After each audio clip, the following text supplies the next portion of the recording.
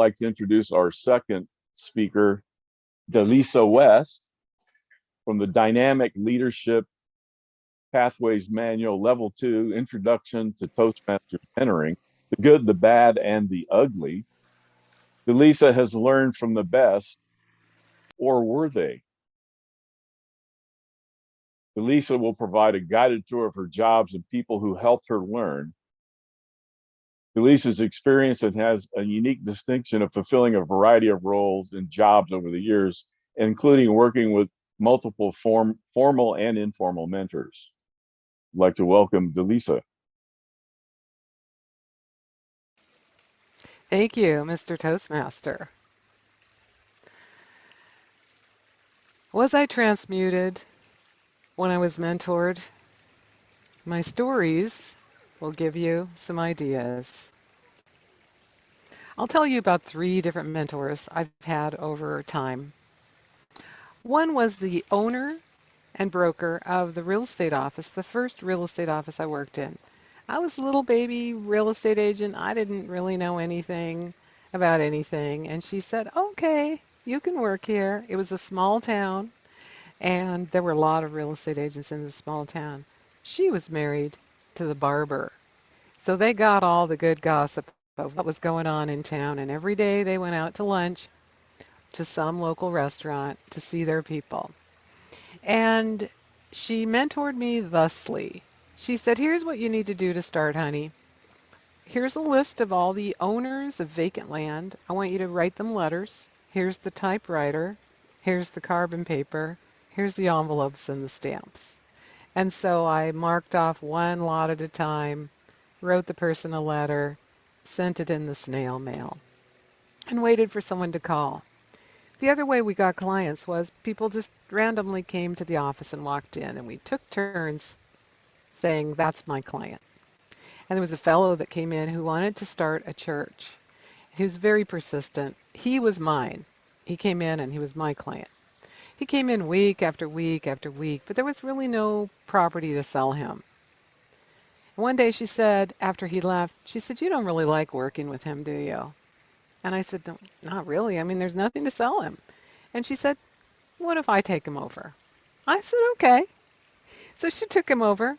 She sold him a property. And I didn't see how she did it. I didn't get any of the money. Okay, oh well. One day she said, I've got a lead for you. Call this woman. She has a mobile home to sell. So I thought, oh my gosh, this is so cool. So I call the lady. I go, hi, calling from Grayland Realty. I understand you have a mobile home to sell. And she said, honey, my husband just died on Friday. I'm not quite sure what I'm going to do with a mobile home. And I said, I am so sorry for your loss. And I hung up thinking, I feel sort of betrayed here. What the?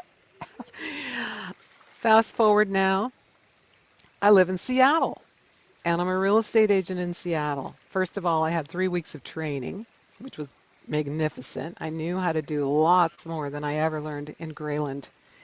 And I was formally connected with a mentor. Her name was Terry Miller. She was the assistant manager. She was doing pretty well in real estate. And the deal was I found the buyers or the sellers. And she and I would work the transaction together and split the commission. I remember distinctly our first seller. They were for sale by owners that hadn't successfully sold their house. And their names were Guy and Deborah Fly. So Guy and Deborah Fly, sorry if there's background noise. Guy and Deborah Fly had this beautiful house. We went and looked at it, and we came back to do the second appointment where we told them what the house was worth and how we could help them sell it. And we had the contract with us. That back in those days, we wrote the contract and signed it with a pen. And to my shock, I saw her. They were having a little bit of a problem agreeing to list the property with us. They weren't quite ready. And she put the paperwork down on the table and she looked at them and she said, you know, I know as she pulled her gold cross pen out of her pocket. I know when I roll this pen across the table and you grab it to pick it up, you're going to sign those papers. And they did. Wow. I was blown away. Now, I also thought, I am never going to do that. That's not my style. However, that mentor did teach me how to do a market analysis on the fly because we would wait till the very last minute and we needed photographs to go with the data. We had a Polaroid camera that we carried in the car. We would drive around to the addresses, take a picture of the house, glue it into our presentation with a glue stick. And when we got there, we were ready to talk to them. I'm not sure that was really my style either, but she was my mentor in Seattle real estate. Finally, I would love to share with you probably my best mentor ever, who was at the time my boyfriend. And he taught me everything I needed to know about being a really good deckhand on a salmon charter fishing boat. He taught me how to cut the bait precisely so that it would spin in a way that the salmon would want to bite it. He taught me how to net the fish.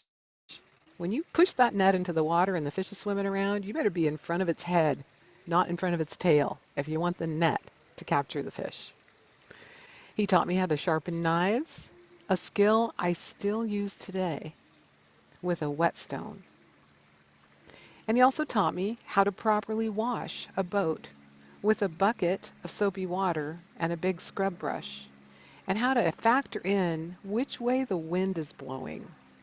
Because at that time, I was pretty much a city slicker, and I never thought about spraying a hose into the wind and what that would do.